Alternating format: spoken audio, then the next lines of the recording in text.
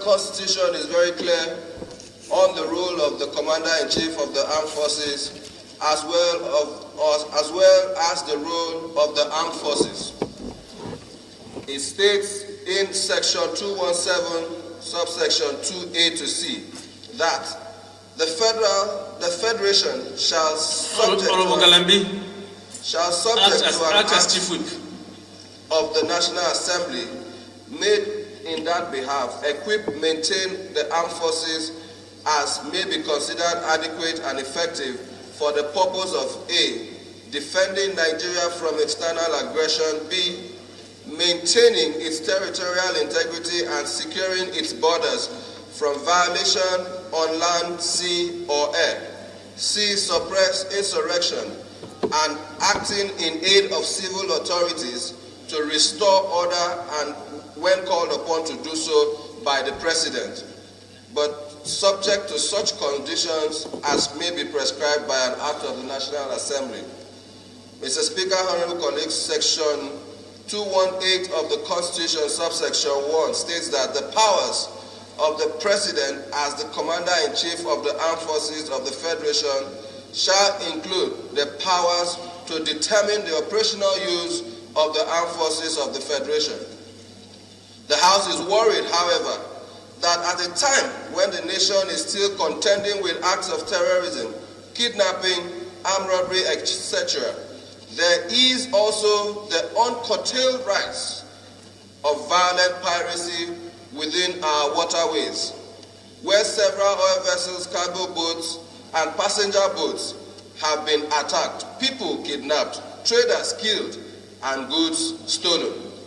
The House is even more worried about the escalation of these violent pirate attacks, which are basically targeted at robbing commercial vessels which convey goods in and out of Nigeria's waterway, thus adversely affecting commerce. These vulnerable vessels have become increasing targets, saying that they are incapable of warding off these masquerading pirates. The House is aware of the several reports stating that the coastal waterways around the Bight of Bonny have been taken over by pirates, including the regions surrounding the Cross River, the Tarabora Creek, Tomshot Bank, Widenham Creeks, Obufa Creeks, Akwa Biofiat, Jamestown, Stop Creeks, Kwaibo Creek, Opobo Creek, Atabon, Ibno, Ibaka, Oposo, Parrot Island, and the Tobacco Islands, Inuabasi, etc. The House is also aware that within the past weeks, 20 indigents of Okobo local government of Akwa Ibom State were kidnapped by pirates, their goods plundered, and a hefty ransom fee placed as a condition for their release. The House is troubled that this unpleasant situation is also contributing to plunging Nigeria's security reputation in the Committee of Nations, going by the several international reports that have deemed Nigeria's waterways as unsafe due to high rates of piracy. The London-based Lloyd's Market Association, an umbrella group of insurers, has already listed Nigeria and nearby waters in the same risk category as Somalia. The House therefore resolves to urge the Commander-in-Chief of the Armed Forces of the Federal Republic of Nigeria to immediately direct the armed forces to move into these affected regions and dispel all forms of piracy, to mandate the House Committee on Nigerian Navy, Nigerian Army, the Nigerian Air Force to monitor the implementation of the resolution of this Honorable House. I so move, Mr. Speaker. To Federal Constituency, I rise to second the motion moved by my colleague, Honorable Uwak. I so second. I speak to you, my honorable colleagues, there is probably and passengers which they attack on a daily basis.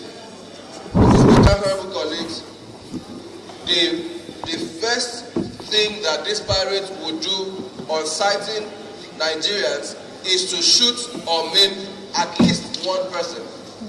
There are so many cases of people hospitalized, lives lost, and goods stolen as a result of the activities of these pirates. I have personally been to the Nigerian Navy base to find out from them why, despite their proximities to the locations where these pirates are, have not moved in to dispel the pirates, and they keep complaining about logistics. The Nigerian police who also has what we call the water police will say tell you that there are issues of logistics. Marine police, that they will complain of issues of logistics. Mr. Speaker, my primary concern and the primary concern of a responsible and responsive House of Representatives is the welfare and security of our people, Nigerians, who must go about their daily activities. We must be able as a parliament to rise up and take actions that will guarantee that a responsible father who leaves his house in the morning in search of a livelihood on our waterways can indeed go and return without losing a limb or losing his life. Our wives and our people in the riverine areas should be able to bid their husbands farewell and have that confidence that such a man is going to return home safely. And I think that this is our duty, the one that we have sworn to protect and preserve. That is why I am calling on us to urge Mr. President to compel or direct the armed forces to move in and dispel these pirates. The sovereignty of Nigeria, including its waterways, cannot be left in the hands of pirates to operate at will. Mr. Speaker, this motion is coming at a time when Nigerians look to us for security of lives and properties.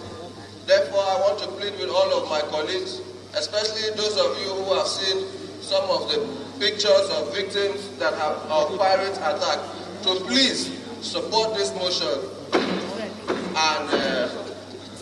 and see that we give Nigerians a hope of a secure environment. Thank you very much. Thank you. I want to sincerely thank my friend. Found it difficult to do any business along the waterways. Then the argument that was advanced, or were advanced as at that time, were that there were certain persons in the riverine area who were agitating because they were deprived of social amenities, they were deprived of their own livelihood, they were deprived of developmental interventions in the Niger Delta region.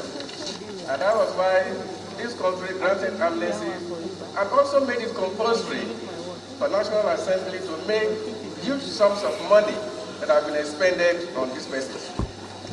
Mr. Speaker, we need to know whether some of these intervention policies and the acts created by this National Assembly are actually executed by the executive. Mr. Speaker, I'm also from a riverine area.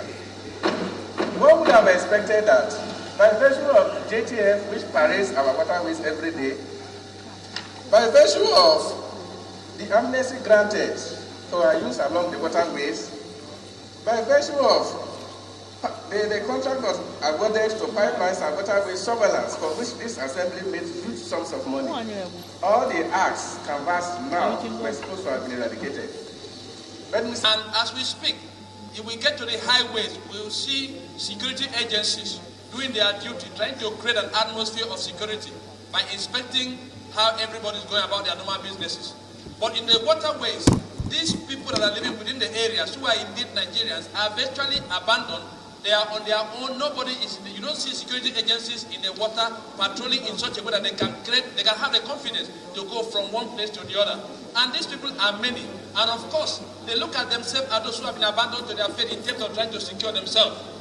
Mr. Speaker, I want us to look at this from the perspective of the fact that as people are being taken care of, those who are living in the hinterland, those who are living in the coastal communities should also be given the same attention in terms of their security and other needs.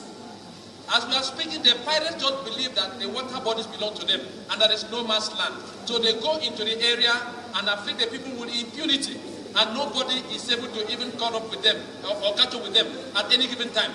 So, Mr. Speaker, I want us to use the motion that we've had this morning from our brother to make sure that the issues that have to do with security should not only be concentrated on the hinterland, but we should also look at how it affects the waterways. And until this is done, the issue of even pipeline fertilization in the high seas and illegal bunkering will continue because that region is virtually abandoned. So, Mr. Speaker, I want to support this motion, and I believe that our members will rise up to it because it's a call for consent. Mr. Speaker, I think this issue was one general issue in this country. And this is what we shall address. Because it appears that in the riverine areas we are not safe, and on the borders of the country outside, in the desert part, we are not safe. And different reasons, and different groups of people perpetrating savagery to the people of the country. Therefore, the attention should be drawn to the Mr. President of Islam security. And this should be emphasized in all ramifications. Because it's everything the military government said that the people of the land are being protected. But to what extent are they being protected? Look at what has been happening on North and Europe up to this moment.